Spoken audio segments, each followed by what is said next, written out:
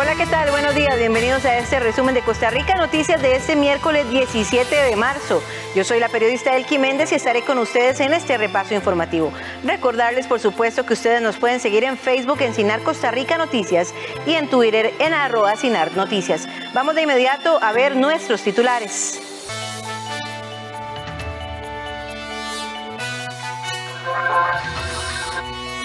La posibilidad de adquirir autos eléctricos sigue estando en manos de clases sociales de mayor poder adquisitivo por el alto costo de las unidades. El ministro de Salud, Daniel Salas, aseguró que no existe ninguna evidencia científica que compruebe que la vacuna de COVID-19 de AstraZeneca provoque coágulos. La empresa estadounidense de biotecnología Moderna anunció este martes que ha comenzado ensayos clínicos de su vacuna contra la COVID-19 en niños con edades entre los 6 meses a 12 años.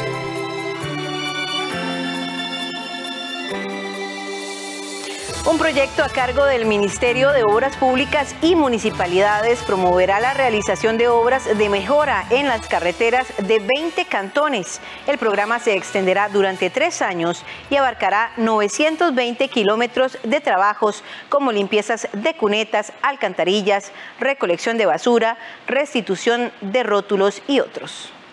Microempresas de mantenimiento vial por estándares comunitarios es un programa que junto al programa de la Red Vial Cantonal del Ministerio de Obras Públicas y Transporte y el Banco Interamericano de Desarrollo, hará emprendimientos para que personas de 20 distintos cantones nacionales laboren en el mantenimiento de vías públicas, calles y caminos. Se trata de Desamparados, Tarrazú, Buenos Aires, Osa, Cotobruz, Monteverde, Oriamuno, Talamanca, Matina, Guásimo, Montes de Oro, Orotina, Garavito, Quepos, Parrita, Upala, Santa Cruz, Ojancha, Bagaces y Los Chiles. La iniciativa fue presentada este martes en Casa Presidencial. Nuestro lema es mejorar vidas y este es el objetivo de este programa que hoy presentamos. Brindarles a las personas una oportunidad para que puedan surgir como emprendedores sociales. Al mismo tiempo que se mejoran los caminos, se facilita el acceso a los servicios básicos, de forma que se permita el desarrollo comercial y social con mayor fluidez. Desde la unidad ejecutora se les brindará toda la capacitación y el proyecto abarcará casi 920 kilómetros que se extenderán por 3 años. Las labores comprenderán limpieza de cunetas y alcantarillas, descuaje, chapeas, recolección de basura, limpieza de puentes, lavado y restitución de rótulos, así como bacheo, tanto en lastre como en asfalto y mezcla en frío, la cual se enseñará a producir en el sitio.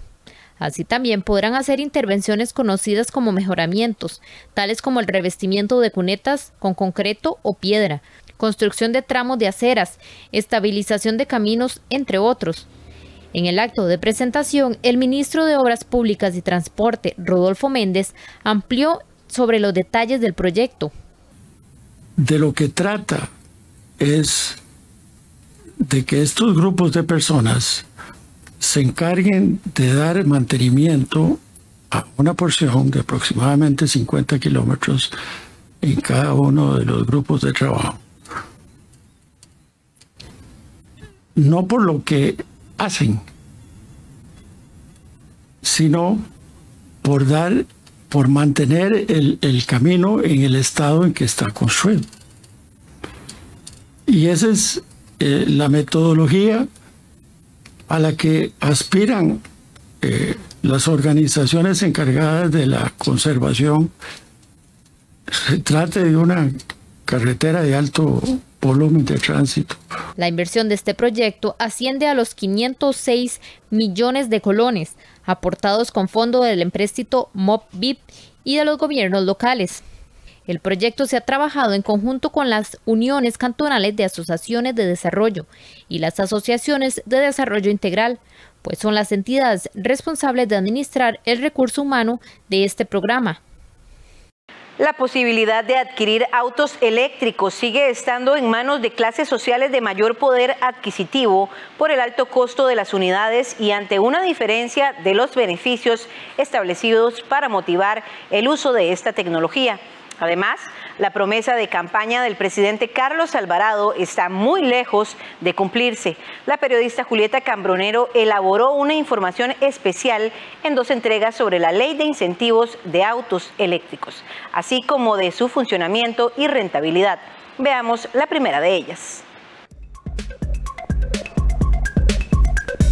3 años después de la aprobada ley de incentivos de los vehículos eléctricos, el precio de este tipo de autos sigue alejado de las posibilidades económicas de la mayor parte de la población. Veamos, si bien la flotilla de autos eléctricos creció un 100% desde que se promulgaron los beneficios hasta ahora, sigue muy distante de las expectativas del gobierno y del país. La cantidad de unidades eléctricas pasó de 1.652 en el 2018 a 3.235 en el 2020, una cantidad muy por debajo de la promesa de campaña del presidente Carlos Alvarado al cerrar su gestión, con una flotilla de 35.000 unidades eléctricas. Estas cifras incluyen carros, motos, bicimotos y equipo especial como carros de golf. Pero si hablamos específicamente de carros, las cifras son mucho más bajas. De acuerdo con la Asociación Costarricense de Movilidad Eléctrica, ASOMOVE, en el 2018 habían en el país 346 carros eléctricos y aumentó a 1.435 al cierre del año anterior. El problema es que los mayores beneficios fiscales creados con la Ley 9518, aprobada en febrero del 2018, se otorgan a los carros nuevos, cuyo precio de por sí es más elevado en comparación con los vehículos a base de hidrocarburos. Aunque los eléctricos usados también gozan de una exoneración, esta es menor, lo cual limita a las personas de ingresos medios y bajos a adquirir una unidad de estas, apetecidas porque no generan emisiones de contaminantes, requieren menos mantenimiento y tienen un consumo diario mucho más económico. Los beneficios para los carros eléctricos nuevos, cuyo precio sea menos de $30.000, son una exoneración total o parcial del impuesto del valor agregado, IVA, que comprende un 13%, la exoneración del impuesto selectivo de consumo, un 30%, la exoneración del impuesto al valor aduanero, de un 1%. Estos 3 rubros comprenden una exoneración del 44% de un carro eléctrico nuevo. Además, también se aplica una exoneración parcial del impuesto a la propiedad, incluido dentro del marchamo, y que se calcula con respecto al valor del carro. La exoneración es por 5 años. El primero le exoneran el 100%, el segundo el 80%, el tercero el 60%, el cuarto el 40% y el quinto el 20%. Como dijimos, para los autos usados los beneficios en cuanto a impuestos son menores, pues únicamente contempla la exoneración del 30% del impuesto selectivo de consumo, lo cual lo hace menos atractivo para adquirirlos. Para nuevos y usados no se aplica la restricción vehicular, el uso de parqueos azules y una exoneración del pago de parquímetros si las municipalidades lo avalan. Esta es una de las áreas de mejora que tiene la ley de incentivos de vehículos eléctricos. Considero que no es accesible o no, la ley no le permite o no llega o no le traslada ese beneficio a todas las clases sociales. Entonces la ley básicamente se está quedando un poquitito más o favorece un poco más a las clases con mayor poder adquisitivo. El crecimiento podría ser aún más acelerado y para eso es necesario superar ciertas barreras, por ejemplo la confiabilidad de la red de carga, la disminución de tiempos en exoneración de los vehículos y bueno, una barrera que es a nivel internacional, que es que los vehículos eléctricos sigan bajando de precio al punto de que para cualquier persona cueste lo mismo adquirir un vehículo eléctrico que un vehículo de combustión interna. En cuanto a precios, veamos algunos ejemplos de carros nuevos. Uno eléctrico tipo sedán de un fabricante japonés cuesta $43.000, es decir, unos 26 millones de colones, pero uno similar de combustible, también de una empresa japonesa, el precio es de $21.900, poco más de 13 millones de colones. En 2019 empezamos con la línea de vehículos eléctricos. A hoy hemos crecido por lo menos 30% por año con estos vehículos, entonces estamos muy contentos. En el caso de los usados, las diferencias también son importantes. Uno eléctrico tipo hatchback 2017 ronda los $16.500, es decir, unos 10 millones de colones, mientras que uno de combustible similar y mismo año tiene un precio de $8.000, casi 5 millones de colones, más de la mitad. Al final del periodo es más rentable, pero para ese costo inicial de una persona decidir voy a ir a comprar un vehículo eléctrico y que me cueste un poco más caro, pues es una barrera. El 3 de enero del 2018, el presidente Carlos Alvarado manifestó: vamos a alcanzar la meta de introducir 35.000 unidades 100% eléctricas en el parque vehicular en los próximos 4 años. Nuestra producción de energía eléctrica y la reciente aprobación de la ley que exonera los impuestos a estos vehículos nos deja el camino abierto. A la fecha, solo se ha cumplido el 9,24% de la meta. El gobierno promueve desde inicio del periodo que va a se van a haber 35.000 carros eléctricos en el país. Y cosa que resulta totalmente falsa, porque ahora si acaso llegamos a 3 o 4.000 unidades. Ha habido una falta de campaña publicitaria de parte del gobierno central, a pesar que tiene el plan de descarbonización y no promueve el uso de carros eléctricos. El Poder Ejecutivo, por su parte, achaca a la crisis fiscal, la pandemia y a una disminución de la compra de vehículos en general el no poder ni siquiera acercarse a ese objetivo planteado al principio de la administración. En realidad hubo primero una situación fiscal del país, una situación financiera que hizo que se bajaran las ventas en los vehículos en general, y posterior a ese tuvimos la situación mundial de la pandemia. Ambas cosas han hecho que la gente se quede en las casas, que haya menos compra de vehículos, pero sí es importante destacar que la adquisición de vehículos en general ha caído en los últimos 4 o 5 años. En cambio, los vehículos eléctricos, a pesar de todo lo que está pasando, siempre ha habido un incremento. De parte del Ejecutivo no hay por el momento una iniciativa para equiparar los beneficios entre nuevos y usados, ni de promoción para la adquisición de este tipo de tecnología. No obstante, en la Asamblea Legislativa ya está el proyecto de ley 21.465, que busca ampliar el plazo de los beneficios de la ley 9.518. El expediente es impulsado por los diputados Roberto Thompson y Paola Valladares. Además, pretende extender los incentivos a los vehículos de más valor, como carga pesada y autobuses, así como disminuir gradualmente el porcentaje de exoneración, considerando la situación fiscal del país. Mañana veremos cómo funcionan los carros eléctricos y su rentabilidad. Con la finalidad de ampliar el desabasto del arroz para este 2021, la Corporación Arrocera le solicitó al gobierno aumentar en 20.000 toneladas la importación del grano. Asimismo, los arroceros externaron su preocupación por el posible aumento internacional de precios, lo que podría ocasionar un aumento en los costos de venta del arroz a nivel nacional. En el decreto número 42765, el gobierno autorizó importar más de 50.000 toneladas métricas de arroz en granza. Sin embargo, con el fin de asegurar el consumo local a un precio justo, los arroceros le solicitaron a las autoridades gubernamentales incrementar la importación en 20.000 toneladas más. Para este año la corporación ha solicitado 70.000 toneladas y lamentablemente solo 50.000, con un arroz que ya se compraron estas 50.000 toneladas y con un arroz bastante caro. El arroz está caro en el mundo, no solo el arroz, está caro el maíz, está caro el petróleo, está cara la soya, está caro el trigo, de tal manera de que nosotros estamos muy preocupados porque nos faltan 20.000 toneladas y el Ministerio de Agricultura, ya nos reunimos con ellos, ya les explicamos, y bueno, ahí estamos con el señor Ministro de Agricultura presionando porque no entendemos el por qué. Si el año pasado se importaron 90 y no hubo más producción de arroz nacional, ¿por qué van a ser 50 este año? A raíz de la pandemia generada por el coronavirus, el jerarca alertó sobre el incremento sostenido de los precios internacionales, así como el efecto que esto podría tener en el precio del consumidor con un aumento. Es importantísimo generar estas 20.000 toneladas adicionales de arroz para garantizar el 100% del arroz del año 2021. Va a haber un impacto en el consumidor, los precios internacionales están muy caros, pero podría ser mucho peor si no se toman las medidas en tiempo y forma.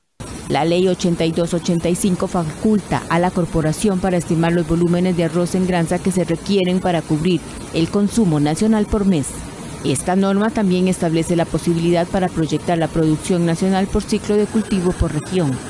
La información de estudios técnicos se brinda al Ministerio de Agricultura y Economía para establecer el volumen de arroz que debe importarse cuando es necesario cubrir los faltantes de la producción nacional. En la presentación popular de 80% grano entero, el kilo de arroz tiene un costo de 606 colones. Deberle dinero a familiares, tiendas de electrodomésticos y hasta prestamistas tienen más peso que las mismas tarjetas de crédito cuando se analiza qué tan comprometidos tienen los ticos sus ingresos. Así lo revela la última actualización de la encuesta Endeudamiento de los Hogares Costarricenses. Los créditos entre familiares, entidades no formales y tiendas de electrodomésticos son los principales generadores de deuda en los costarricenses de medios y bajos ingresos, y no las tarjetas de crédito. Así lo reveló la encuesta Endeudamiento de los Hogares Costarricenses, realizada por la Oficina del Consumidor Financiero. El estudio realizado en noviembre del 2020 abarcó un total de 1.200 personas entre los 18 y 65 años. Encontró que casi la mitad de los entrevistados, entre quienes reciben menos de 300,000 colones y tienen créditos de familiares o en tiendas de electrodomésticos, mientras que solo un 13% de ellos dijo tener deudas por tarjetas de crédito. Incluso en el siguiente grupo de ingreso, entre 300,000 y 500,000 colones, toma relevancia los créditos personales por encima de las tarjetas de crédito. Y es que solo a partir del grupo de ingreso de más de 1 millón de colones que las tarjetas de crédito muestran mayor presencia, aún así superado por el crédito con asociaciones o cooperativas o bien el préstamo de vivienda. Pese a lo que se piensa muchas veces, lo que domina no son las tarjetas de crédito. En los grupos de ingreso más bajo, por ejemplo, lo que hay más presencia es de crédito de familiares y de tiendas de electrodomésticos, ¿verdad? Las tarjetas de crédito comienzan a ser importantes en el caso de personas de mayores ingresos, pero nunca siendo el rubro más importante. Quienes usan más de un 62% de sus ingresos en el pago de compromisos lo hacen para liquidar deudas con sus familiares o créditos de consumo. En tanto, el mayor crédito entre quienes tienen deudas entre el 18% y el 30% de sus ingresos es en tiendas de electrodomésticos. La razón, según los expertos, se debe a que estas poblaciones no tienen acceso a financiamiento formal. La encuesta muestra que 7 de cada 10 costarricenses tienen deudas, pero también señala que no es precisamente en tarjetas como se piensa de manera generalizada. Inclusive, a pesar de la cantidad de tarjetas de crédito en circulación, la encuesta encontró que el 33% de los encuestados acepta que tiene una, pero no la utiliza. El acceso al crédito a través del sistema financiero regulado no es el mismo para todos. De hecho, las mujeres, las personas sin trabajo remunerado, quienes están en los grupos de ingreso menores a 500,000 colones y que viven fuera del gran área metropolitana, acuden entre el 57% y el 63% a familiares, amigos o a compañeros de trabajo para obtener liquidez. La situación se repite por estatus laboral. Cuando las personas no tienen trabajo remunerado, la fuente de crédito son familiares y amigos. Crece la preferencia por el crédito de entes regulados en bancos, cooperativas o mutuales para los trabajadores del sector privado y es el tipo de fuente que domina por el mucho para quienes laboran en el sector público.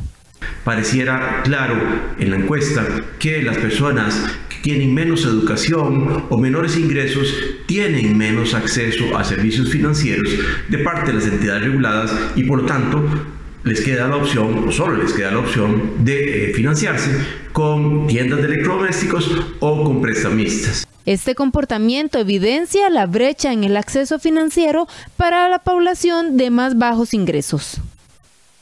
El ministro de Salud, Daniel Salas, aseguró que no existe ninguna evidencia científica que compruebe que la vacuna de COVID-19 de AstraZeneca provoca coágulos. Además, hizo un llamado a la población para que no descuide las medidas sanitarias de cara a la Semana Santa. Tras varias semanas de no participar en las conferencias de prensa sobre la COVID-19 desde Casa Presidencial, el ministro de Salud, Daniel Salas, le pidió a la población tener paciencia con la vacunación y asegura que poco a poco llegará el turno de todos para vacunarnos. Mucha gente ha querido que esto vaya más rápido, claro que nosotros también quisiéramos eso. Esto no es absolutamente nada, ninguna decisión que tenga que ver con la capacidad logística o la capacidad incluso económica del país de adquirir la vacuna. Es un asunto más de disponibilidad y que más bien, pues, por dicha, esta cantidad extra de dosis que estamos adquiriendo permite cierta aceleración en la vacunación. El jerarca también se refirió a la vacuna de AstraZeneca y a la situación de posibles efectos secundarios graves en Europa. No hay en este momento ningún vínculo demostrado científicamente entre la aplicación de la vacuna y la aparición de los coágulos sanguíneos. Eso está en investigación. los países han decidido suspender, a poner en pausa esta vacunación con la vacuna de AstraZeneca para avanzar con las investigaciones respectivas. Pero es importante indicar que por el momento no existe nada que diga que la vacuna ha provocado o está relacionada de forma directa con la aparición de los coágulos. Por otro lado, tanto en Salud como en la Caja del Seguro Social hacen el llamado para que los ticos mantengan todos los cuidados sanitarios de cara a Semana Santa para evitar un nuevo pico de contagios. Cuando vayamos a ejercer esas vacaciones, a disfrutar, el hecho de cuidarnos, de seguir usando la mascarilla, de seguir manteniendo distanciamientos entre burbujas, de mantener los lugares lo más ventilados posibles, de lavarnos las manos cada vez que podamos, especialmente en algunas circunstancias, ¿verdad?, antes de tocarnos la cara, sigue siendo una premisa muy importante en estas vacaciones. Igual en este momento, las personas que tengan que viajar y que puedan posponerlos es una recomendación, porque recordemos que también han surgido nuevas variantes y pueden surgir otras variantes más del virus que pueden ser más infectocontagiosas o más agresivas. Además, en el caso de la restricción vehicular sanitaria, el jerarca de la Comisión Nacional de Emergencias señaló que para el mes de abril es necesario renovar la carta de excepción para poder circular en horas de prohibición.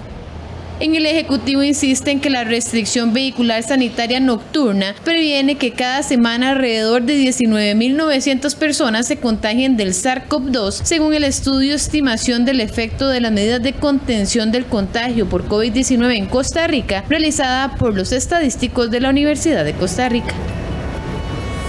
De inmediato hacemos nuestra primera pausa comercial y ya regresamos con más información aquí en Costa Rica Noticias. Ya volvemos.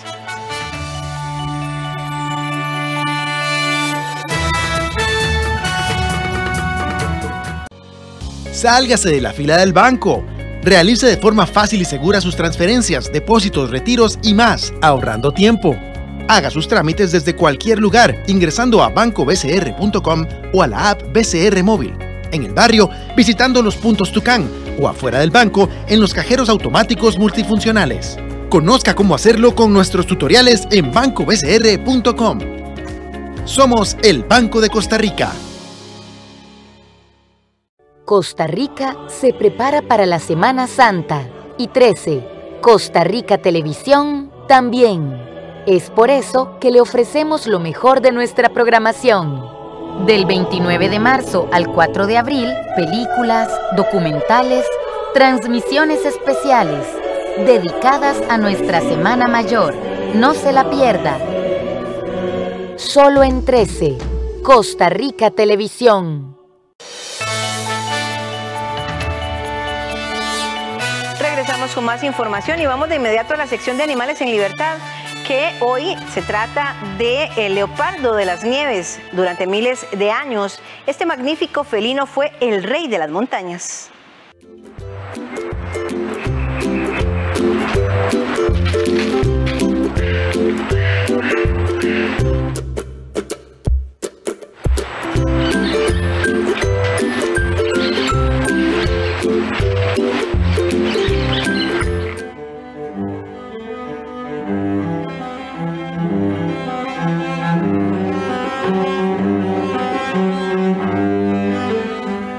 El leopardo de las nieves es un mamífero carnívoro que vive en las montañas de Asia Central. De ellos se sabe poco. Su pelo es gris, suave y excepcionalmente denso. Tiene una cola de longitud excepcional que enrolla alrededor del cuerpo para abrigarse. La población de este felino ha caído un 20% en los últimos 20 años. Ante esta situación, la organización WWF considera que esta especie se encuentra en peligro de extinción, pues se estima que habrá unos 5.000 ejemplares. Son capaces de cazar animales que triplican su tamaño. Estos felinos raramente llegan a encontrarse con un ser humano, y en tales casos se oculta ayudado de su excelente camuflaje, lo que dificulta encontrarlos para estudiarlos. Generalmente son solitarios y viven en bajas densidades en las montañas, en altitudes que varían de 2.000 a más de 5.000 metros sobre el nivel del mar.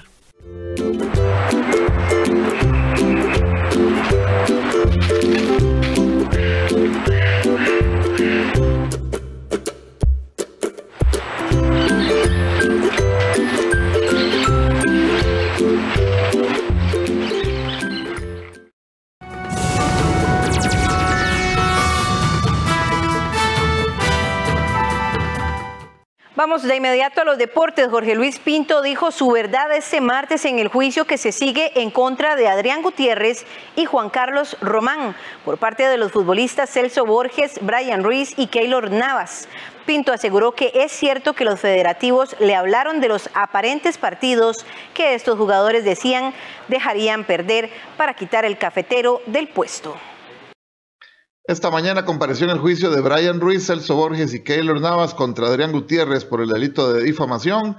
Esto tras las declaraciones que dio el federativo en contra de estos futbolistas en un programa de radio hace varios meses, en donde adujo que si el técnico colombiano Jorge Luis Pinto seguía en su puesto, se dejarían perder 3 partidos seguidos para que despidieran al cafetero.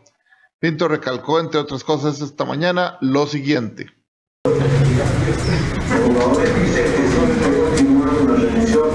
Ellos pierden 2, 3, 4 partidos para comenzar. Como que ya son bravos y incomprendidos. Me pidieron que no me ningún tema de eso. Lo que era un riesgo público, podríamos decir. Yo colaboré, pero ni la más mínima con el consenso.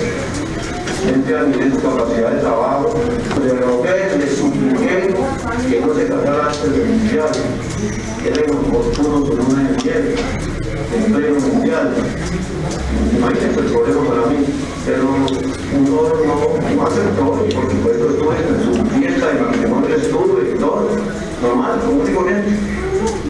Tras su salida de la selección, Pinto aseguró en 2014 que la verdad de Brasil se conocería. El de hoy fue el testimonio más esperado de este juicio.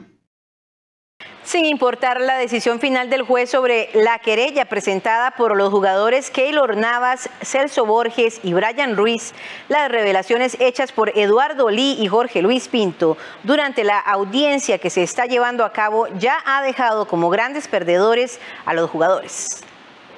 Titulares como este o este otro han llenado los principales espacios de los medios internacionales, acusando a Keylor Navas, la máxima figura del fútbol nacional, hasta de chantajista.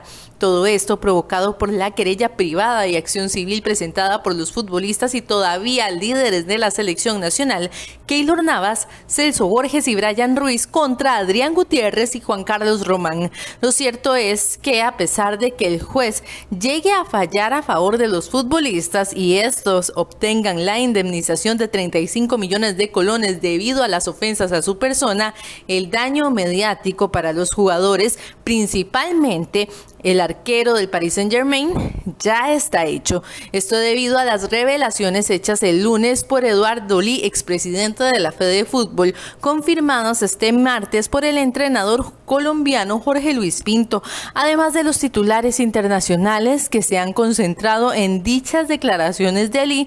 Las redes han explotado. También muchos aficionados se sienten decepcionados de conocer estos detalles de un mundial que todo tico lleva en el corazón. Y es que Brasil 2014 ha sido la gran satisfacción futbolística del país, por lo que al ser consultados, los aficionados consideran que era innecesario sacar esto a la luz después de tantos años, y también piensan que Navas es quien queda con la imagen más manchada. Keylor Navas lo que está haciendo es haciéndole daño al fútbol. Es un jugador emblema en Costa Rica que gracias a la selección está jugando donde está, y ahora lo que está haciendo es haciendo daño al fútbol, vendiendo partidos para que echaran al técnico junto con Brian Ruiz y ¿cómo se llama? Y Celso Borges y él mismo. Lo que está haciendo Keylor Navas es un daño al fútbol, porque por él, el fútbol de Costa Rica, él se dio a conocer en el Real Madrid, en el Paris Saint-Germain y en varios equipos, y toda la fortuna que tiene es gracias a Costa Rica. Para mí lo que está haciendo es un escándalo polémico para no sé por qué. Sí decepciona que los jugadores actúen así. Debido a los buenos recuerdos que ha dejado ese mundial, los aficionados prefieren que ya lo pasado y es mejor que archiven esas cosas. Ganarle a Alajuelense se ha vuelto una misión complicada para los restantes 11 equipos de la primera división. Ejemplo de ello es Santos, que registra 6 derrotas seguidas ante la liga y solo ha podido marcarle un gol. Santos de Guapiles está siendo una de las sorpresas agradables de Clausura 2021. A pesar de sufrir la salida del técnico Luis Marín tras la fecha 7, el equipo no ha perdido el rumbo y con merecimiento llegó hasta el segundo lugar. Ahora le toca enfrentar al campeón nacional y líder del certamen, alajuelense. Los manudos están invictos desde el 15 de noviembre pasado. Suman 22 partidos sin derrotas, 5 del torneo de apertura 2020, 4 de la Liga CONCACAF y 13 del presente campeonato. La gran incógnita es quién romperá la racha manuda. Santos tiene una gran oportunidad para hacerlo, no solo por su buen nivel, sino además porque la liga tiene 7 bajas debido a los juegos de la selección sub-23 en México.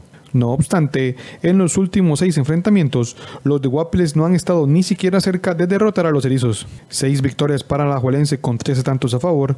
Así se han saldado los últimos duelos entre manudos y santistas, en los que los guapileños solo pudieron marcar un tanto. Ese gol fue obra de Brian López, el 2 de septiembre en el último juego disputado en el estadio Alejandro Morera Soto, en el que los manudos ganaron 2-1. Luego hubo 2 enfrentamientos en Guapiles, en los que la liga ganó por 4-0 y 3-0. El compromiso de este sábado será vital para la definición del liderato. Santos no solo tiene la opción de quitarle el invicto a la liga, sino que además podría acercarse a 5 puntos y permitir que Saprissa y Jicaral también se acerquen, con lo que tendrían posibilidades de pelearle la punta a los manudos. Pero si la liga gana, sería casi inalcanzable. Llegaría a 32 puntos, con 11 de diferencia sobre Santos. Saprissa y Jicaral podrían llegar a 22, por lo que los rojinegros tendrían, como mínimo, una ventaja de 10 unidades a falta de 8 partidos por disputar. Alajuelense buscará volver a la victoria tras empatar en casa ante Limón FC. En el presente torneo, solo en una ocasión ha empatado 2 partidos seguidos, en las fechas 8 y 9 ante Jicaral y Cartagena respectivamente. El duelo del sábado también será un cara a cara entre los goleadores del certamen. El cubano Marcel Hernández es el máximo artillero con 11 tantos y liderará la ofensiva manuda, junto a Johan Venegas, quien registra 6. Del lado santista, el atacante jamaiquino Javon East ha anotado en 7 ocasiones y es el sublíder de goleo.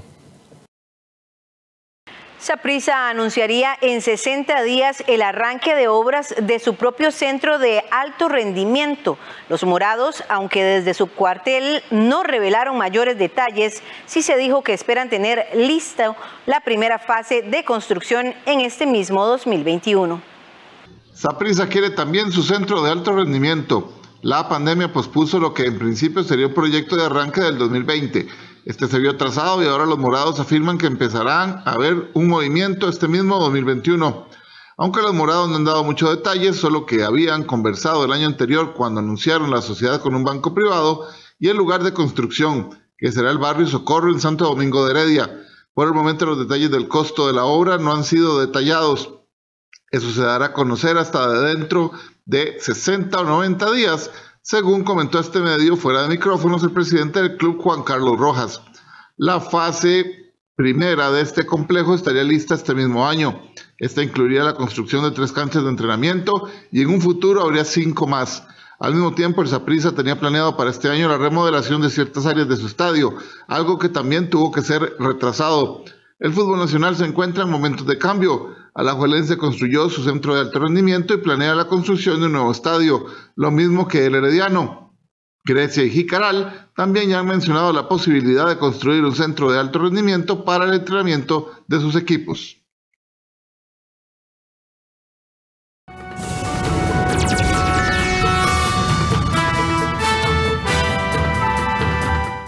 Corvo es la isla más pequeña de las Azores, un hecho que suele reportarle numerosas desventajas, pero que en estos tiempos de pandemia se ha convertido en una ventaja. Situada a cientos de kilómetros del continente europeo, la isla ha salido indemne de la pandemia.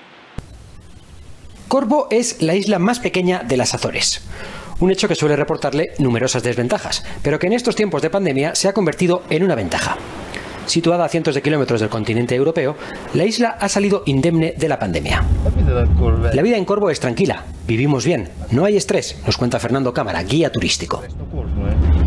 Sin turistas en la isla, Fernando tiene poco trabajo estos días, así que se dedica a llevar a los estudiantes de secundaria de excursión al cráter del volcán que domina la isla. Su profesora define en pocas palabras lo que es hoy por hoy este lugar. En este momento Corvo es el paraíso. Solo hemos tenido un caso de COVID en la isla que vino de fuera del continente y fue detectado. Hemos seguido viviendo con normalidad siguiendo las normas del Ministerio de Sanidad. Seguimos y cumplimos las reglas del DGS. En Corvo no ha habido grupos prioritarios. Las autoridades sanitarias querían vacunar a toda la población a la vez y la explicación es sencilla. Solo tenemos una panadería o una farmacia, así que la gente se cruza inevitablemente en los mismos lugares todos los días, explica el alcalde. Como en el resto del país, la vacuna es voluntaria, pero la adhesión ha sido casi total. En el pabellón deportivo, convertido en centro de vacunación de COVID-19, acompañamos al guía turístico Fernando a recibir su segunda dosis de la vacuna.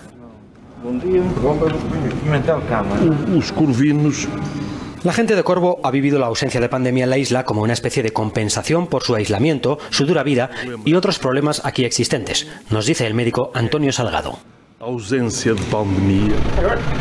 La vida en la pequeña isla sigue como siempre, con los comercios y los colegios abiertos, y solo las mascarillas y la ausencia casi total de turismo señalan que, al otro lado del mar, algo está pasando.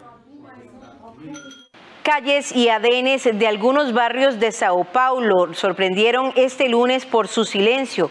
La capital económica de América Latina inició oficialmente 2 semanas de restricciones severas contra la pandemia, con toque de queda nocturno. El silencio se apoderó de algunos barrios de Sao Paulo. Con toque de queda incluido, la capital económica de América Latina comenzó oficialmente 2 semanas de restricciones para frenar los contagios de coronavirus. Son necesarias, pero nosotros cumplimos y los demás no, porque hay fiesta en los barrios pobres. Nadie hace nada. Entonces nosotros estamos haciendo nuestra parte. ¿Y los otros? La orden que confina a los residentes en sus casas se inscribe dentro de la fase de emergencia la más estricta decretada el jueves por el gobernador João Doria para enfrentar el que definió como el momento más crítico de la pandemia, que ya deja casi 280.000 muertos en el gigante latinoamericano. El brasileño siente único lugar que le siente dolor es en el bolso. El brasileño en el único lugar donde siente dolores en el bolsillo, por lo que tienes que multar a quien no tenga mascarilla, a quien esté aglomerado o quien cause una aglomeración. Las medidas no serán efectivas si esto sigue ocurriendo impunemente. Si esto continúa aconteciendo impunemente. En el estado más rico de Brasil, donde viven más de 46 millones de habitantes, casi el 90% de las camas de cuidados intensivos están ocupadas. Hasta fin de mes los parques y playas estarán cerrados, los oficinistas deben trabajar a distancia y las autoridades pidieron reducir las clases al mínimo imprescindible, entre otras medidas. El lunes, el gobernador dejó planteada la posibilidad de una cuarentena estricta en caso de que no haya resultados en la fase de emergencia. La empresa estadounidense de biotecnología Moderna anunció este martes que ha comenzado ensayos clínicos de su vacuna contra la COVID-19 en niños con edades entre 6 meses a 12 años y que espera involucrar unos 6.750 participantes. Moderna comenzó los ensayos en niños de su vacuna contra el coronavirus. Así lo anunció el martes el laboratorio estadounidense, que agregó que espera involucrar a unos 6.750 niños sanos en Estados Unidos y Canadá. Sus edades van de los 6 meses hasta los 12 años. Las autoridades sanitarias de Estados Unidos afirman que aunque menos niños han contraído la enfermedad en comparación con los adultos, estos pueden infectarse y propagar el virus. La mayoría de los niños contagiados tienen síntomas leves o son asintomáticos. Las escuelas están bajo presión para reabrir por completo lo antes posible, pero muchos responsables reclaman aulas transportables o días escolares más cortos para cumplir con las reglas de distanciamiento social. Unos 17,8 millones de adultos en territorio estadounidense han recibido la vacuna de Moderna, mientras el país busca intensificar su plan de inmunización. Estados Unidos vacuna actualmente a alrededor de 2,2 millones de personas por día y casi 2/3 de los habitantes de 65 años o más han recibido al menos su primera dosis. Numerosos habitantes de la ciudad birmana de Rangún huyeron de un distrito inmerso en violentos enfrentamientos en los últimos días, mientras las familias de los manifestantes prodemocráticos enterraban a sus muertos tras un baño de sangre de las fuerzas de seguridad. Homenajes en Birmania a decenas de manifestantes prodemocracia asesinados en los últimos días. Según la Asociación de Ayuda a los Presos Políticos, más de 180 civiles murieron desde el golpe de Estado contra Aung San Suu Kyi a principios de febrero. La ONU estimó a su vez que al menos 149 personas fueron asesinadas y denunció que cientos han desaparecido. El martes se celebraron algunas protestas dispersas, pero con un número de manifestantes reducido, ya que muchos birmanos temen salir a la calle. Creo que si oprimen más, lucharemos con más fuerza. Tenemos mucho miedo y no nos atrevemos a salir. Realmente está perturbando nuestra vida diaria y nuestros movimientos, pero la generación joven todavía sale y nosotros los apoyamos. Frente a la violencia, los habitantes de un suburbio industrial de Rangún decidieron huir el martes. Las personas detenidas en los 6 distritos de la ciudad más grande del país se arriesgan a comparecer ante un tribunal militar, con una pena mínima de 3 años de trabajos forzados. Según fuentes de seguridad de India, casi 200 policías y sus familias huyeron de Birmania y se han refugiado en el país vecino. El ejército estaba dando órdenes de matar a personas inocentes que son como mi madre o mi padre. ¿Por qué debería matar a mi propia gente? Por eso huí a la India. La violencia de los últimos días ha provocado una nueva ola de protestas internacionales. El jefe de la diplomacia estadounidense, Antony Blinken, denunció desde Tokio que los militares intentan anular los resultados de unas elecciones democráticas y reprimen brutalmente a los manifestantes pacíficos. Hacemos una nueva pausa comercial y ya volvemos con más información.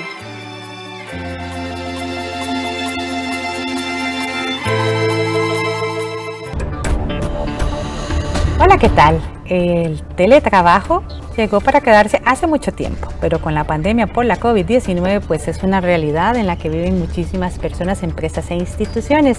Esto ha conllevado una serie de ventajas, pero también tiene muchos retos, muchas cosas que hay que hacer para asegurarse de que la prestación de servicios y venta de productos a través de las modalidades virtuales y el teletrabajo y todo esto pues tenga un efecto positivo tanto para las empresas, las instituciones, las personas teletrabajadoras y sobre todo para la clientela en general. De eso vamos a hablar en una mirada esta semana. Acompáñenos.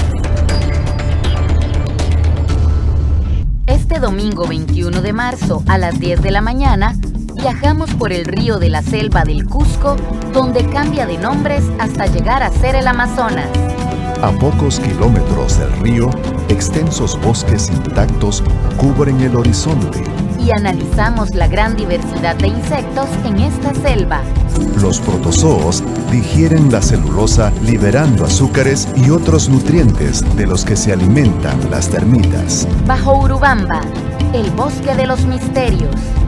En 13, Costa Rica Televisión.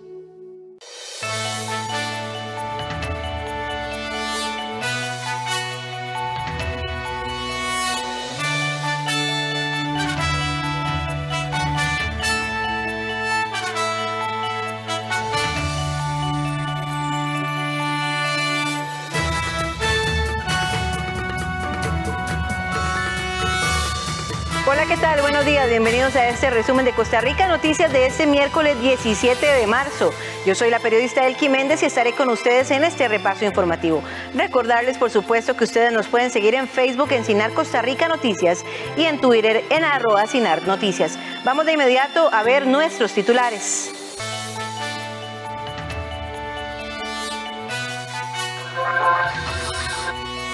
La posibilidad de adquirir autos eléctricos sigue estando en manos de clases sociales de mayor poder adquisitivo por el alto costo de las unidades. El ministro de Salud, Daniel Salas, aseguró que no existe ninguna evidencia científica que compruebe que la vacuna de COVID-19 de AstraZeneca provoque coágulos. La empresa estadounidense de biotecnología Moderna anunció este martes que ha comenzado ensayos clínicos de su vacuna contra la COVID-19 en niños con edades entre los 6 meses a 12 años.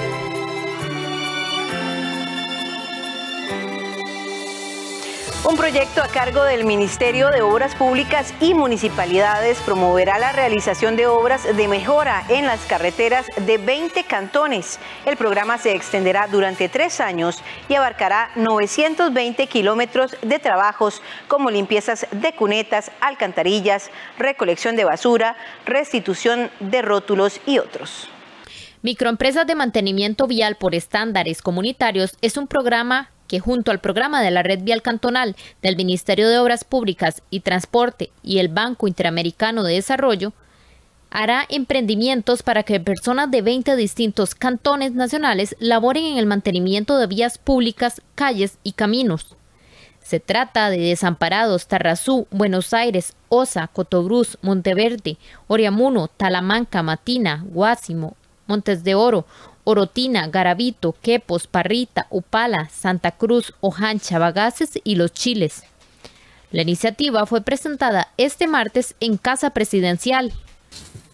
Nuestro lema es mejorar vidas y este es el objetivo de este programa que hoy presentamos. Brindarles a las personas una oportunidad para que puedan surgir como emprendedores sociales. Al mismo tiempo que se mejoran los caminos, se facilita el acceso a los servicios básicos, de forma que se permita el desarrollo comercial y social con mayor fluidez. Desde la unidad ejecutora se les brindará toda la capacitación y el proyecto abarcará casi 920 kilómetros que se extenderán por 3 años. Las labores comprenderán limpieza de cunetas y alcantarillas, descuaje, chapeas, recolección de basura, limpieza de puentes, lavado y restitución de rótulos, así como bacheo, tanto en lastre como en asfalto y mezcla en frío, la cual se enseñará a producir en el sitio. Así también podrán hacer intervenciones conocidas como mejoramientos, tales como el revestimiento de cunetas con concreto o piedra, construcción de tramos de aceras, estabilización de caminos, entre otros. En el acto de presentación, el ministro de Obras Públicas y Transporte, Rodolfo Méndez, amplió sobre los detalles del proyecto. De lo que trata es de que estos grupos de personas se encarguen de dar mantenimiento a una porción de aproximadamente 50 kilómetros en cada uno de los grupos de trabajo. No por lo que hacen, sino por mantener el camino en el estado en que está construido. Y esa es la metodología a la que aspiran las organizaciones encargadas de la conservación. Se trata de una carretera de alto volumen de tránsito. La inversión de este proyecto asciende a los 506 millones de colones, aportados con fondo del empréstito MOP-BIP y de los gobiernos locales. El proyecto se ha trabajado en conjunto con las uniones cantonales de asociaciones de desarrollo y las asociaciones de desarrollo integral, pues son las entidades responsables de administrar el recurso humano de este programa. La posibilidad de adquirir autos eléctricos sigue estando en manos de clases sociales de mayor poder adquisitivo por el alto costo de las unidades y ante una diferencia de los beneficios establecidos para motivar el uso de esta tecnología. Además, la promesa de campaña del presidente Carlos Alvarado está muy lejos de cumplirse. La periodista Julieta Cambronero elaboró una información especial en 2 entregas sobre la ley de incentivos de autos eléctricos, así como de su funcionamiento y rentabilidad. Veamos la primera de ellas. 3 años después de la aprobada ley de incentivos a los vehículos eléctricos, el precio de este tipo de autos sigue alejado de las posibilidades económicas de la mayor parte de la población. Veamos, si bien la flotilla de autos eléctricos creció un 100% desde que se promulgaron los beneficios hasta ahora, sigue muy distante de las expectativas del gobierno y del país. La cantidad de unidades eléctricas pasó de 1.652 en el 2018 a 3.235 en el 2020, una cantidad muy por debajo de la promesa de campaña del presidente Carlos Alvarado al cerrar su gestión, con una flotilla de 35.000 unidades eléctricas. Estas cifras incluyen carros, motos, bicimotos y equipo especial como carros de golf. Pero si hablamos específicamente de carros, las cifras son mucho más bajas. De acuerdo con la Asociación Costarricense de Movilidad Eléctrica, ASOMOVE, en el 2018 habían en el país 346 carros eléctricos y aumentó a 1.435 al cierre del año anterior.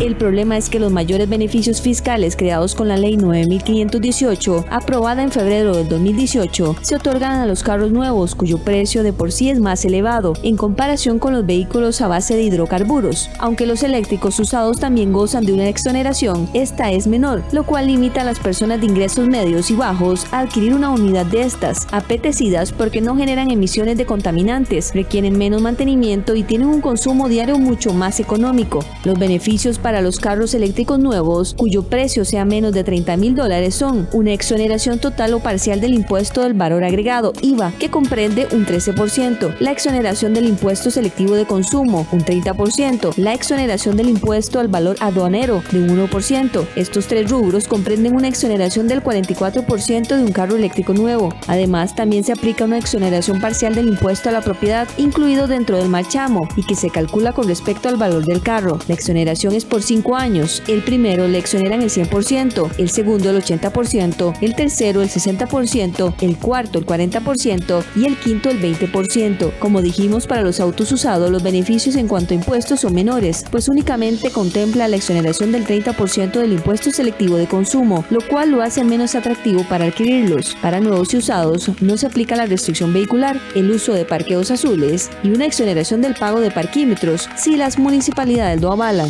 Esa es una de las áreas de mejora que tiene la ley de incentivos de vehículos eléctricos. Considero que no es accesible o no, la ley no le permite o no llega o no le traslada ese beneficio a todas las clases sociales. Entonces la ley básicamente se está quedando un poquitito más o favorece un poco más a las clases con mayor poder adquisitivo. El crecimiento podría ser aún más acelerado y para eso es necesario superar ciertas barreras, por ejemplo la confiabilidad de la red de carga, la disminución de tiempos en exoneración de los vehículos. Y bueno, una barrera que es a nivel internacional, que es que los vehículos eléctricos sigan bajando de precio al punto de que para cualquier persona cueste lo mismo adquirir un vehículo eléctrico que un vehículo de combustión interna. En cuanto a precios, veamos algunos ejemplos de carros nuevos. Uno eléctrico tipo sedán de un fabricante japonés cuesta $43.000, es decir, unos 26 millones de colones, pero uno similar de combustible, también de una empresa japonesa, el precio es de $21.900, poco más de 13 millones de colones. En 2019 empezamos con la línea de vehículos eléctricos. A hoy hemos crecido por lo menos 30% por año con estos vehículos, entonces estamos muy contentos. En el caso de los usados, las diferencias también son importantes. Uno eléctrico tipo hatchback 2017 ronda los $16.500, es decir, unos 10 millones de colones, mientras que uno de combustible similar y mismo año tiene un precio de $8.000, casi 5 millones de colones, más de la mitad. Al final del periodo es más rentable, pero para ese costo inicial de una persona decidir voy a ir a comprar un vehículo eléctrico y que me cueste un poco más caro, pues es una barrera. El 3 de enero del 2018, el presidente Carlos Alvarado manifestó: vamos a alcanzar la meta de introducir 35.000 unidades 100% eléctricas en el parque vehicular en los próximos 4 años. Nuestra producción de energía eléctrica y la reciente aprobación de la ley que exonera los impuestos a estos vehículos nos deja el camino abierto. A la fecha, solo se ha cumplido el 9,24% de la meta. El gobierno promueve desde inicio del periodo que se van 35.000 carros eléctricos en el país. Y cosa que resulta totalmente falsa porque ahora si acaso llegamos a 3 o 4.000 unidades.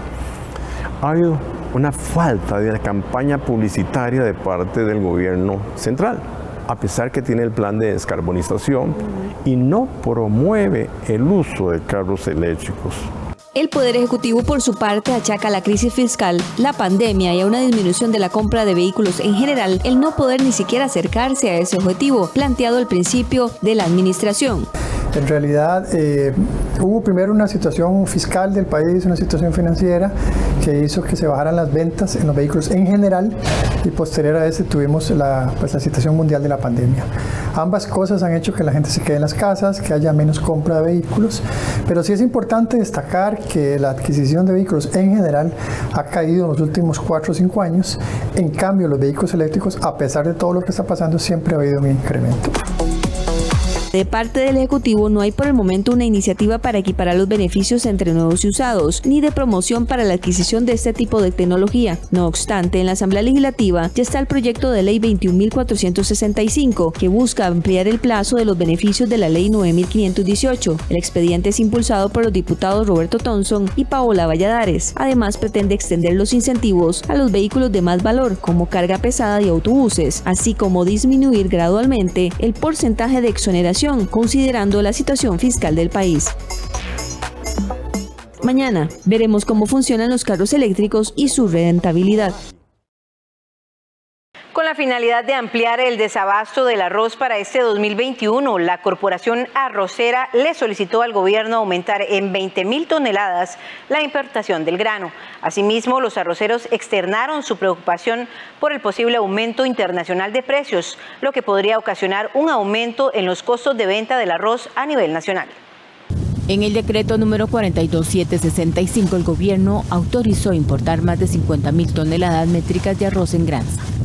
Sin embargo, con el fin de asegurar el consumo local a un precio justo, los arroceros le solicitaron a las autoridades gubernamentales incrementar la importación en 20.000 toneladas más. Para este año la corporación ha solicitado 70.000 toneladas y lamentablemente solo 50.000, con un arroz que ya se compara con estas 50.000 toneladas y con un arroz bastante caro. El arroz está caro en el mundo, no solo el arroz, está caro el maíz, está caro el petróleo, está cara la soya, está caro el trigo, de tal manera de que nosotros estamos muy preocupados porque nos faltan 20.000 toneladas y el Ministerio de Agricultura, ya nos reunimos con ellos, ya les explicamos y bueno, ahí estamos con el señor Ministro de Agricultura presionando porque no entendemos el por qué. Si el año pasado se importaron 90 y no hubo más producción de arroz nacional, ¿por qué van a ser 50 este año? A raíz de la pandemia generada por el coronavirus, el jerarca alertó sobre el incremento sostenido de los precios internacionales, así como el efecto que esto podría tener en el precio del consumidor con un aumento. Es importantísimo generar estas 20.000 toneladas adicionales de arroz para garantizar el 100% del arroz del año 2021. Va a haber un impacto en el consumidor, los precios internacionales están muy caros, pero podría ser mucho peor si no se toman las medidas en tiempo y forma. La ley 8285 faculta a la corporación para estimar los volúmenes de arroz en granza que se requieren para cubrir el consumo nacional por mes. Esta norma también establece la posibilidad para proyectar la producción nacional por ciclo de cultivo por región. La información de estudios técnicos se brinda al Ministerio de Agricultura y Economía para establecer el volumen de arroz que debe importarse cuando es necesario cubrir los faltantes de la producción nacional. En la presentación popular de 80% grano entero, el kilo de arroz tiene un costo de 606 colones. Deberle dinero a familiares, tiendas de electrodomésticos y hasta prestamistas tienen más peso que las mismas tarjetas de crédito cuando se analiza qué tan comprometidos tienen los ticos sus ingresos. Así lo revela la última actualización de la encuesta Endeudamiento de los Hogares Costarricenses. Los créditos entre familiares, entidades no formales y tiendas de electrodomésticos son los principales generadores de deuda en los costarricenses de medios y bajos ingresos y no las tarjetas de crédito. Así lo reveló la encuesta Endeudamiento de los Hogares Costarricenses, realizada por la Oficina del Consumidor Financiero. El estudio realizado en noviembre del 2020 abarcó un total de 1.200 personas entre los 18 y 65 años. Encontró que casi la mitad de los entrevistados, entre quienes reciben menos de 300.000 colones y tienen créditos de familiares o en tiendas de electrodomésticos, mientras que solo un 13% de ellos dijo tener deudas por tarjetas de crédito. Incluso en el siguiente grupo de ingreso, entre 300.000 y 500.000 colones, toma relevancia los créditos personales por encima de las tarjetas de crédito. Y es que solo a partir del grupo de ingreso de más de 1 millón de colones que las tarjetas de crédito muestran mayor presencia, aún así superado por el crédito con asociaciones o cooperativas o bien el préstamo de vivienda. Pese a lo que se piensa muchas veces, lo que domina no son las tarjetas de crédito.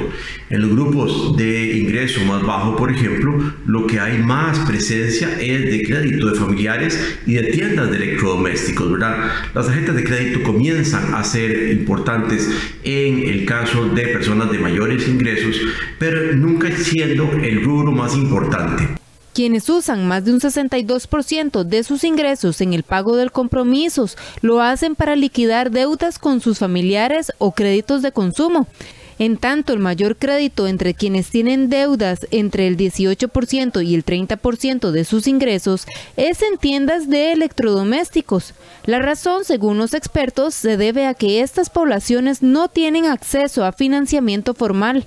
La encuesta muestra que 7 de cada 10 costarricenses tienen deudas, pero también señala que no es precisamente en tarjetas como se piensa de manera generalizada.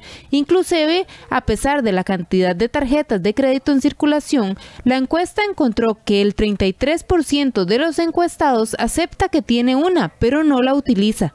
El acceso al crédito a través del sistema financiero regulado no es el mismo para todos. De hecho, las mujeres, las personas sin trabajo remunerado, quienes están en los grupos de ingreso menores a 500,000 colones y que viven fuera del gran área metropolitana, acuden entre el 57% y el 63% a familiares, amigos o a compañeros de trabajo para obtener liquidez. La situación se repite por estatus laboral. Cuando las personas no tienen trabajo remunerado, la fuente de crédito son familiares y amigos. Crece la preferencia por el crédito de entes regulados en bancos, cooperativas o mutuales para los trabajadores del sector privado y es el tipo de fuente que domina por el mucho para quienes laboran en el sector público. Pareciera claro en la encuesta que las personas que tienen menos educación o menores ingresos tienen menos acceso a servicios financieros de parte de las entidades reguladas y por lo tanto les queda la opción, o solo les queda la opción de financiarse con tiendas de electrodomésticos o con prestamistas. Este comportamiento evidencia la brecha en el acceso financiero para la población de más bajos ingresos. El ministro de Salud, Daniel Salas, aseguró que no existe ninguna evidencia científica que compruebe que la vacuna de COVID-19 de AstraZeneca provoca coágulos. Además, hizo un llamado a la población para que no descuide las medidas sanitarias de cara a la Semana Santa. Tras varias semanas de no participar en las conferencias de prensa sobre la COVID-19 desde Casa Presidencial, el ministro de Salud, Daniel Salas, le pidió a la población tener paciencia con la vacunación y asegura que poco a poco llegará el turno de todos para vacunarnos. Mucha gente ha querido que esto vaya más rápido, claro que nosotros también quisiéramos eso. Esto no es absolutamente nada, ninguna decisión que tenga que ver con la capacidad logística o la capacidad incluso económica del país de adquirir la vacuna. Es un asunto más de disponibilidad y que más bien, pues, por dicha, esta cantidad extra de dosis que estamos adquiriendo permite cierta aceleración en la vacunación. El jerarca también se refirió a la vacuna de AstraZeneca y a la situación de posibles efectos secundarios graves en Europa.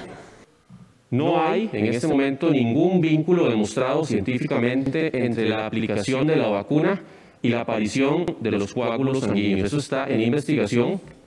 Los países han decidido suspender, poner en pausa esta vacunación con la vacuna de AstraZeneca para avanzar con las investigaciones respectivas. Pero es importante indicar que por el momento no existe nada que diga que la vacuna ha provocado o está relacionada de forma directa con la aparición de los coágulos. Por otro lado, tanto en Salud como en la Caja del Seguro Social hacen el llamado para que los ticos mantengan todos los cuidados sanitarios de cara a Semana Santa para evitar un nuevo pico de contagios. Cuando vayamos a ejercer esas vacaciones, a disfrutar, el hecho de cuidarnos, de seguir usando la mascarilla, de seguir manteniendo distanciamientos entre burbujas, de mantener los lugares lo más ventilados posibles, de lavarnos las manos cada vez que podamos, especialmente en algunas circunstancias, ¿verdad?, antes de tocarnos la cara, sigue siendo una premisa muy importante en estas vacaciones. Igual en este momento, las personas que tengan que viajar y que puedan posponerlos es una recomendación, porque recordemos que también han surgido nuevas variantes y pueden surgir otras variantes más del virus que pueden ser más infectocontagiosas o más agresivas. Además, en el caso de la restricción vehicular sanitaria, el jerarca de la Comisión Nacional de Emergencias señaló que para el mes de abril es necesario renovar la carta de excepción para poder circular en horas de prohibición. En el Ejecutivo insisten que la restricción vehicular sanitaria nocturna previene que cada semana alrededor de 19.900 personas se contagien del SARS-CoV-2, según el estudio Estimación del efecto de las medidas de contención del contagio por COVID-19 en Costa Rica, realizada por los estadísticos de la Universidad de Costa Rica. De inmediato hacemos nuestra primera pausa comercial y ya regresamos con más información aquí en Costa Rica Noticias. Ya volvemos.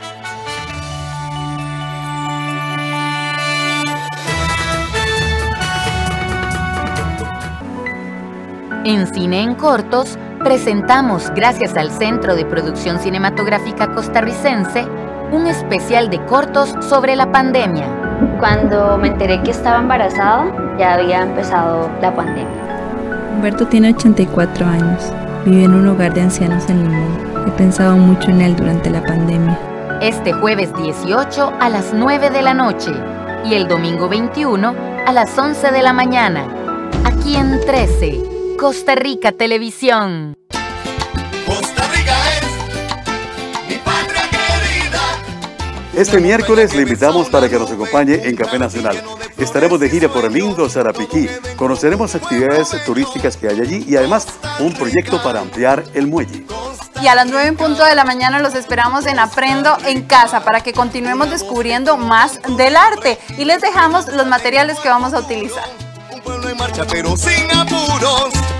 Costa Rica, Costa Rica, Costa Rica se aleja y no Dinamarca se quiebra, porque aquí estamos en tierra bendita.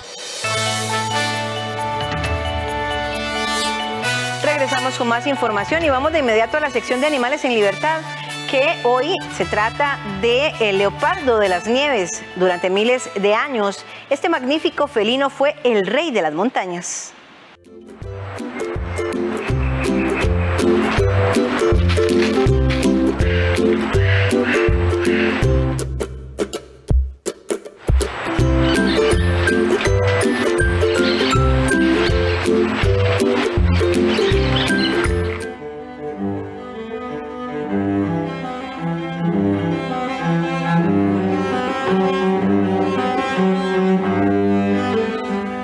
El leopardo de las nieves es un mamífero carnívoro que vive en las montañas de Asia Central.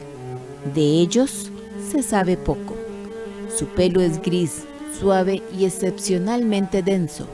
Tiene una cola de longitud excepcional que enrolla alrededor del cuerpo para abrigarse. La población de este felino ha caído un 20% en los últimos 20 años. Ante esta situación, la organización WWF considera que esta especie se encuentra en peligro de extinción, pues se estima que habrá unos 5.000 ejemplares. Son capaces de cazar animales que triplican su tamaño. Estos felinos raramente llegan a encontrarse con un ser humano, y en tales casos se oculta ayudado de su excelente camuflaje, lo que dificulta encontrarlos para estudiarlos. Generalmente son solitarios y viven en bajas densidades en las montañas, en altitudes que varían de 2.000 a más de 5.000 metros sobre el nivel del mar.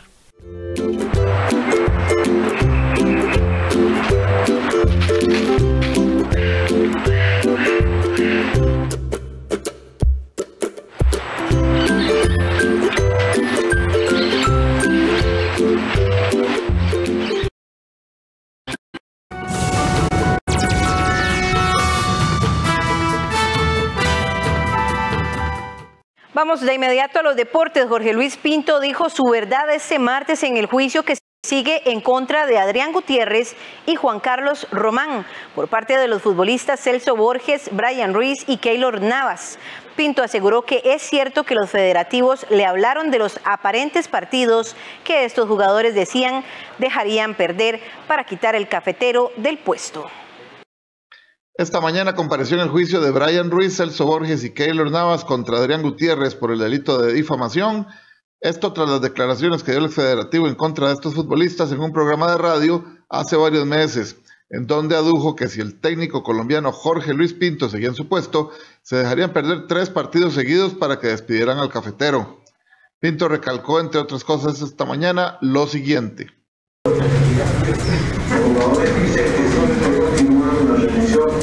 Ellos pierden 2, 3, 4 partidos para empezar. Yo me quedé asombrado y sorprendido. Me pidieron que no me ningún tema de eso. Porque era un riesgo público, podemos decir. Yo colaboré, pero ni la más mínima por lo menos confianza. Gente a nivel de capacidad de trabajo. Le rogué, le supliqué que no se casara antes del mundial. Era inoportuno sobre una de en pleno mundial. Imagínense el problema para mí, pero no aceptó y por supuesto estuve en su fiesta de matrimonio. normal, común y corriente. Tras su salida de la selección, Pinto aseguró en 2014 que la verdad de Brasil se conocería. El de hoy fue el testimonio más esperado de este juicio. Sin importar la decisión final del juez sobre la querella presentada por los jugadores Keylor Navas, Celso Borges y Brian Ruiz, las revelaciones hechas por Eduardo Lee y Jorge Luis Pinto durante la audiencia que se está llevando a cabo ya ha dejado como grandes perdedores a los jugadores. Titulares como este o este otro han llenado los principales espacios de los medios internacionales, acusando a Keylor Navas, la máxima figura del fútbol nacional, hasta de chantajista. Todo esto provocado por la querella privada y acción civil presentada por los futbolistas y todavía líderes de la selección nacional, Keylor Navas, Celso Borges y Brian Ruiz, contra Adrián Gutiérrez y Juan Carlos Román. Lo cierto es que a pesar de que el juez llegue a fallar a favor de los futbolistas y estos obtengan la indemnización de 35 millones de colones debido a las ofensas a su persona, el daño mediático para los jugadores, principalmente el arquero del Paris Saint-Germain, ya está hecho. Esto debido a las revelaciones hechas el lunes por Eduardo Lee, expresidente de la Fede de Fútbol, confirmadas este martes por el entrenador colombiano Jorge Luis Pinto, además de los titulares internacionales que se han concentrado en dichas declaraciones de Lee. Las redes han explotado. También muchos aficionados se sienten decepcionados de conocer estos detalles de un mundial que todo tico lleva en el corazón, y es que Brasil 2014 ha sido la gran satisfacción futbolística del país, por lo que al ser consultados, los aficionados consideran que era innecesario sacar esto a la luz después de tantos años, y también piensan que Navas es quien queda con la imagen más manchada. Keylor Navas lo que está haciendo es haciéndole daño al fútbol. Es un jugador emblema en Costa Rica que gracias a la selección está jugando donde está, y ahora lo que está haciendo es haciendo daño al fútbol, vendiendo partidos para que echaran al técnico junto con Brian Ruiz y ¿cómo se llama? Y Celso Borges y él mismo. Lo que está haciendo Keylor Navas es un daño al fútbol, porque por él, el fútbol de Costa Rica, él se dio a conocer en el Real Madrid, en el Paris Saint-Germain y en varios equipos, y toda la fortuna que tiene es gracias a Costa Rica. Para mí lo que está haciendo es un escándalo polémico para no sé por qué. Sí decepciona que los jugadores actúen así. Debido a los buenos recuerdos que ha dejado ese mundial, los aficionados prefieren que ya lo pasado y es mejor que archiven esas cosas. Ganarle a Alajuelense se ha vuelto una misión complicada para los restantes 11 equipos de la primera división. Ejemplo de ello es Santos, que registra 6 derrotas seguidas ante la liga y solo ha podido marcarle un gol. Santos de Guapiles está siendo una de las sorpresas agradables de Clausura 2021. A pesar de sufrir la salida del técnico Luis Marín tras la fecha 7, el equipo no ha perdido el rumbo y con merecimiento llegó hasta el segundo lugar. Ahora le toca enfrentar al campeón nacional y líder del certamen, Alajuelense. Los manudos están invictos desde el 15 de noviembre pasado. Suman 22 partidos sin derrotas, 5 del torneo de apertura 2020, 4 de la Liga CONCACAF y 13 del presente campeonato. La gran incógnita es quién romperá la racha manuda. Santos tiene una gran oportunidad para hacerlo, no solo por su buen nivel, sino además porque la liga tiene 7 bajas debido a los juegos de la selección sub-23 en México. No obstante, en los últimos 6 enfrentamientos, los de Guapiles no han estado ni siquiera cerca de derrotar a los erizos. 6 victorias para la Alajuelense con 13 tantos a favor. Así se han saldado los últimos duelos entre manudos y santistas, en los que los guapileños solo pudieron marcar un tanto. Ese gol fue obra de Brian López, el 2 de septiembre en el último juego disputado en el estadio Alejandro Morera Soto, en el que los manudos ganaron 2-1. Luego hubo 2 enfrentamientos en Guapiles, en los que la liga ganó por 4-0 y 3-0.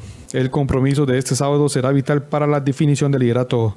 Santos no solo tiene la opción de quitarle el invicto a la liga, sino que además podría acercarse a 5 puntos y permitir que Saprissa y Jicaral también se acerquen, con lo que tendrían posibilidades de pilarle la punta a los manudos. Pero si la liga gana, sería casi inalcanzable. Llegaría a 32 puntos, con 11 de diferencia sobre Santos. Saprissa y Jicaral podrían llegar a 22, por lo que los rojinegros tendrían, como mínimo, una ventaja de 10 unidades a falta de 8 partidos por disputar. Alajuelense buscará volver a la victoria tras empatar en casa ante Limón FC. En el presente torneo, solo en una ocasión ha empatado 2 partidos seguidos, en las fechas 8 y 9 ante Jicaral y Cartagena respectivamente. El duelo del sábado también será un cara a cara entre los goleadores del certamen. El cubano Marcel Hernández es el máximo artillero con 11 tantos y liderará la ofensiva manuda, junto a Johan Venegas, quien registra 6. Del lado santista, el atacante jamaiquino Jayvon East ha anotado en 7 ocasiones y es el sublíder de goleo. Saprissa anunciaría en 60 días el arranque de obras de su propio centro de alto rendimiento. Los morados, aunque desde su cuartel no revelaron mayores detalles, sí se dijo que esperan tener lista la primera fase de construcción en este mismo 2021. Saprissa quiere también su centro de alto rendimiento. La pandemia pospuso lo que en principio sería un proyecto de arranque del 2020. Este se vio atrasado y ahora los morados afirman que empezarán a haber un movimiento este mismo 2021. Aunque los morados no han dado muchos detalles, solo que habían conversado el año anterior cuando anunciaron la sociedad con un banco privado y el lugar de construcción, que será el barrio Socorro en Santo Domingo de Heredia. Por el momento los detalles del costo de la obra no han sido detallados. Eso se dará a conocer hasta dentro de 60 o 90 días, según comentó este medio fuera de micrófonos el presidente del club, Juan Carlos Rojas. La fase primera de este complejo estaría lista este mismo año.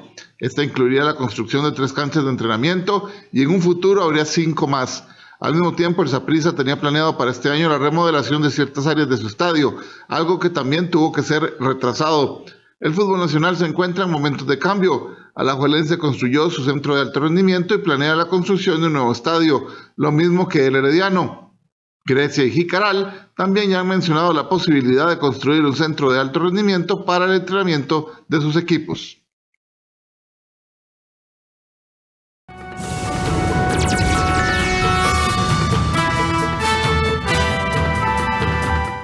Corvo es la isla más pequeña de las Azores, un hecho que suele reportarle numerosas desventajas, pero que en estos tiempos de pandemia se ha convertido en una ventaja. Situada a cientos de kilómetros del continente europeo, la isla ha salido indemne de la pandemia. Corvo es la isla más pequeña de las Azores. Un hecho que suele reportarle numerosas desventajas, pero que en estos tiempos de pandemia se ha convertido en una ventaja. Situada a cientos de kilómetros del continente europeo, la isla ha salido indemne de la pandemia. La vida en Corvo es tranquila, vivimos bien, no hay estrés, nos cuenta Fernando Cámara, guía turístico.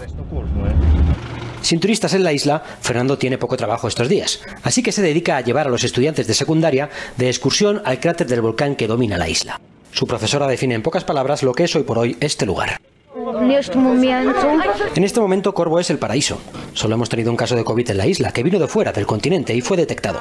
Hemos seguido viviendo con normalidad, siguiendo las normas del Ministerio de Sanidad. Seguimos y cumplimos las reglas del DGS.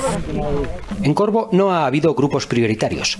Las autoridades sanitarias querían vacunar a toda la población a la vez, y la explicación es sencilla. Solo tenemos una panadería o una farmacia, así que la gente se cruza inevitablemente en los mismos lugares todos los días, explica el alcalde. Como en el resto del país, la vacuna es voluntaria, pero la adhesión ha sido casi total. En el pabellón deportivo, convertido en centro de vacunación de COVID-19, acompañamos al guía turístico Fernando a recibir su segunda dosis de la vacuna.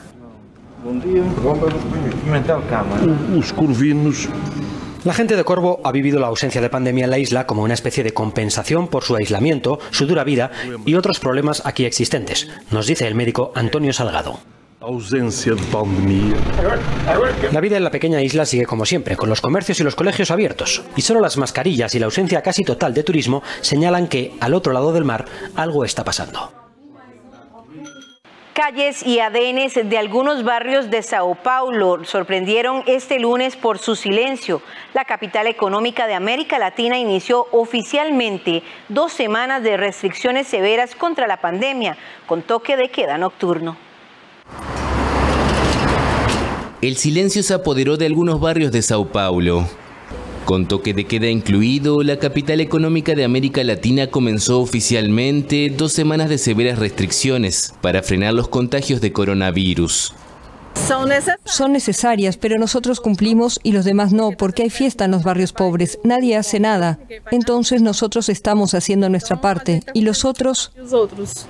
La orden que confina a los residentes en sus casas se inscribe dentro de la fase de emergencia la más estricta decretada el jueves por el gobernador João Doria para enfrentar el que definió como el momento más crítico de la pandemia, que ya deja casi 280.000 muertos en el gigante latinoamericano.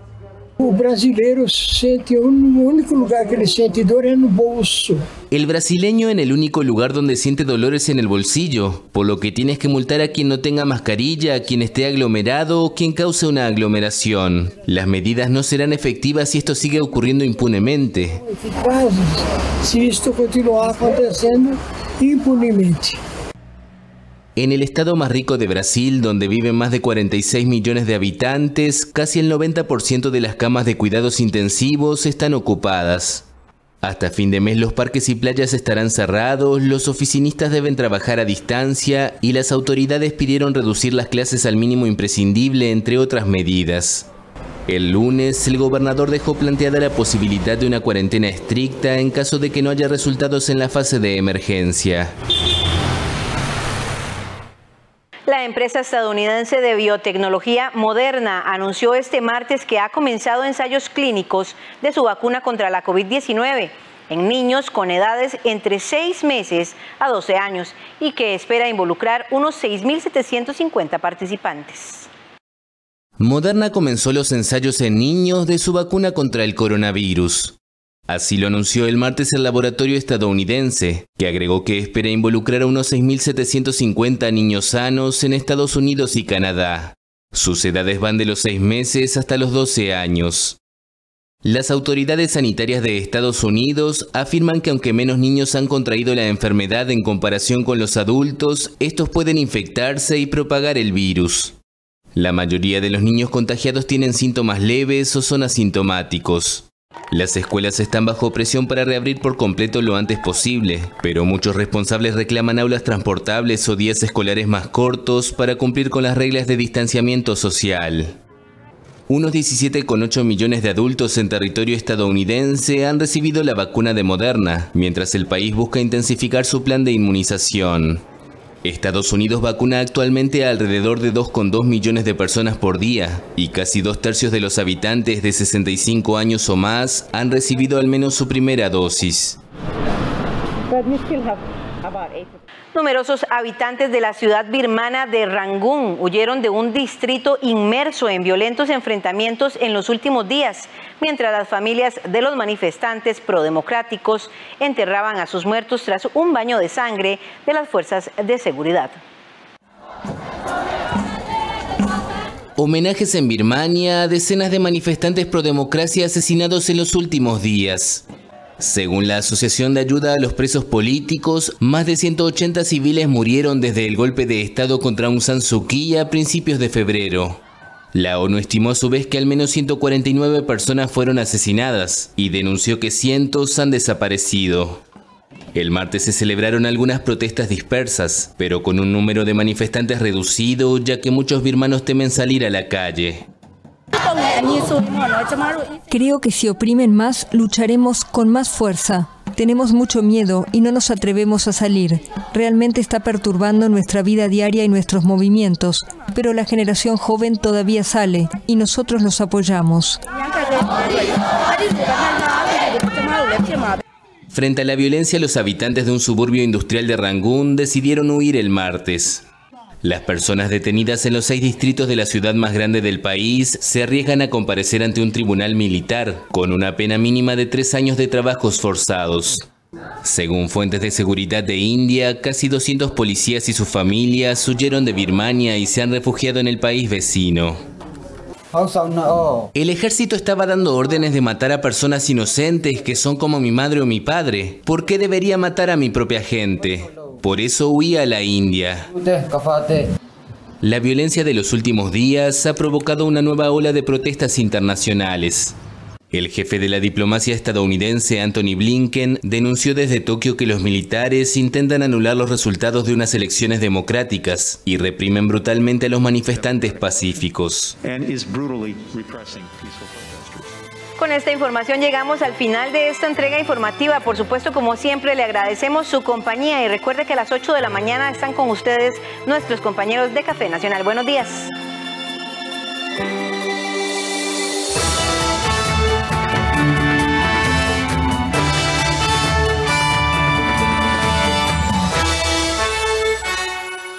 Esta semana acompañe a Enrique Márquez